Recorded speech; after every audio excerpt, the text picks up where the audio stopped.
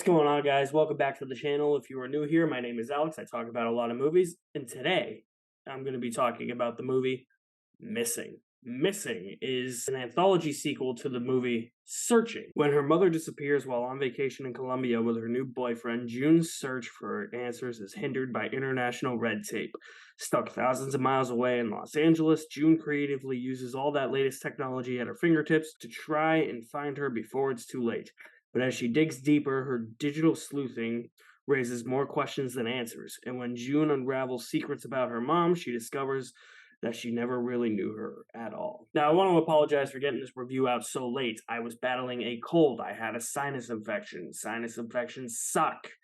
I had two of them in high school, and I had another one this year, and they're the worst goddamn things ever. Second of all, the marketing for this movie I didn't think was really all that enticing. I felt like as I had watched the trailer for this movie, they had given away the whole movie, but as I was watching this movie, I was very surprised to learn that that wasn't the case. We have another good January movie. Jesus, what is January smoking? Like, January is supposed to be the month where movies go to die. And we, like, Megan, Plane, this movie, Skinamarink, I've heard is really good. Like, what is happening? Like January, you're drunk, go home. I don't think that this was as good as Searching. I think Searching was a little bit more tight. It was concise. All of its plot threads that looped around at the end really came to a head and really felt like this little pretty bow that was wrapped perfectly. Missing is still a really good movie, but I have more issues with it than I do with Searching. Missing, I think, pales in comparison to its predecessor in the writing department. It has all these plot threads that it's trying to weave together. At times, it feels like there's so much plot that you're trying to keep up with that some of it feels like it gets abandoned and left on the side of the road, or there's things that feel like they aren't tied up properly. And it's not the fact that it's, oh, hey, this plot line is left ambiguous, because that's not really the case here. It's more of, hey, we kind of forgot about that, or we just didn't loop it around in a way that felt all that natural. But I will say that this movie has a dickens of a twist, and I was all for that twist. I was down. I thought it was clever, kept me on the edge of my seat, and it was something I totally didn't see coming, and that's because of the marketing. Even though it feels like the trailer for this movie leads you on to thinking that you've seen the entire movie, that is not the case, and that was something I was really happy with this movie, because I remember seeing the trailer for this movie and saying, well, this is a sequel to Searching, but why do I have to watch it? I've seen the whole thing. Luckily, that's not the case. Luckily, Sony was like, we've been fucking up everywhere lately. Let's do something right. And they mismarketed it intentionally. I don't want to say they mismarketed it, but they marketed it that way intentionally, and I'm glad that they did. I thought Storm Reid was excellent in this movie. She's a teenager who is sort of like me. You know, I can relate to a lot of her inner angst, I guess, because she's 18. She has to do a lot of grown-up things, and she doesn't really want to do all these grown-up things. Like, she has a list of things that she has to do. She just doesn't want to do them. And that's how I feel half the time. And then it's not until the search for her mother comes in where she really starts to change as a character. And when Storm Reid has to act frantic and when she has to act like she's having a lot of panic attacks, that's when she's really, really good. So she captured all the different moods of these characters and the two different aspects of the character very, very well. And like I said, most of this movie kept me guessing. Every time there was a character that popped up on screen, I said, "You're the suspect. You're the suspect.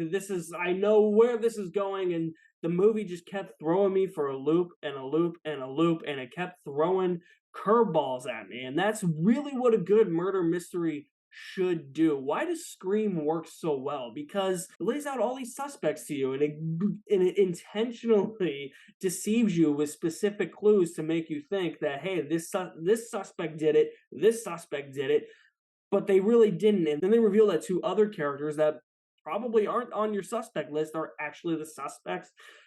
That's what makes movies like this so good. And they carried that over from Searching, and I was so happy they did that. And with the directors of this movie, they did a good job. This is their feature debut, I believe. They were the editors on Searching. So knowing that there was a sequel to Searching got me a little bit worried, because sometimes it's not in the same creative hands as the original, but Sevo Hani and Anish Gigante did write the story and the editors did direct this movie, and for a debut, it's damn good. Imagine having to do this as your debut, directing people through monitors and computer screens and phones and all that. That must have been the biggest challenge, and it must have been the biggest challenge for Anish Gigante when he did Searching back in 2018. So I don't envy them at all that much. There's little clever ways that they go about filming it with the computer screens, because that's the gimmick of these movies. That's the gimmick of Searching, and that's the gimmick of Missing, is that it's filmed on a computer screen. And with movies like this,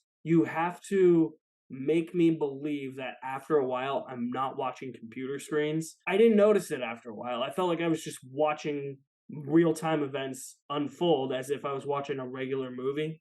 You know what I mean?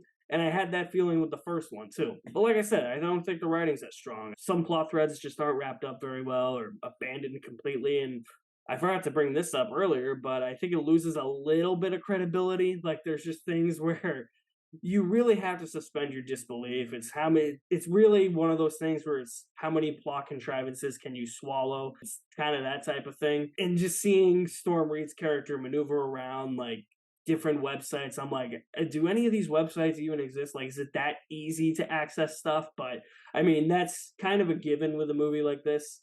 There's just some other forms of credibility. I'm like, I don't know about that. It's not as strong as Searching, but it is still a really, really good movie, and I enjoyed Missing with a full bucket of popcorn. January is on steroids. I don't know what to tell you. Is this is this what every month of 2023 is going to be? Did January was everybody just like, all right, they're expecting all this shit in January. Let's just drop all the good stuff in January and get people to believe that maybe there won't be a single bad month this year, and maybe every movie might be great. I mean, I don't. By this time, I usually have a couple in contention for worst of the year, and I go back at the end of the year and look at those. And right now, I got nothing. I don't have a single thing. So if you guys have seen Missing, what did you think of it, and what did you think of it compared to Searching? Let me know in the comments section below. I'll leave my link to my website in the description below as well. You guys are the best. Thank you for watching. My name is Alex Madden, and I'll see you at the movies somewhere.